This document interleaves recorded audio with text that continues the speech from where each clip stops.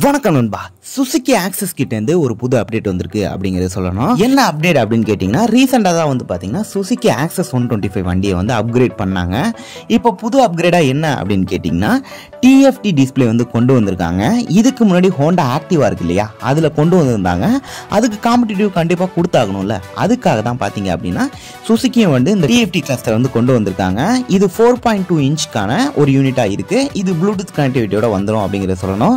இது ஒரு LCD panel தான் கொடுத்துருக்காங்க. ஒரு நல்ல ஸ்டைலிஷாவும் ஃபாஸ்டர் ரெஃப்ரெஷ் ரேட்டும் இருக்கும் அப்படிங்கிற மாதிரி சொல்லியிருக்காங்க. அதே மாதிரி நல்ல கான்ட்ராஸ்டாவும் இருக்கும் அப்படின்னு சொல்லியிருக்காங்க. இதோட எக்ஸ்ஷோரூம் பிரைஸ் எவ்வளோ அப்படின்னு கேட்டிங்கன்னா 1.02 லேக்குக்கு வந்து கோட் பண்ணியிருக்காங்க. இதுக்கு முன்னாடி சுசுகி ஆக்சஸ்ல ரைட் கனெக்ட் அப்படின்னு சொல்லிட்டு ஒரு எடிஷன் இருக்கும். அதோட பிரைஸை விட 7000 ரூபா வந்து இது இன்க்ரீஸ் ஆயிருக்கு அப்படிங்கிறத சொல்லணும்.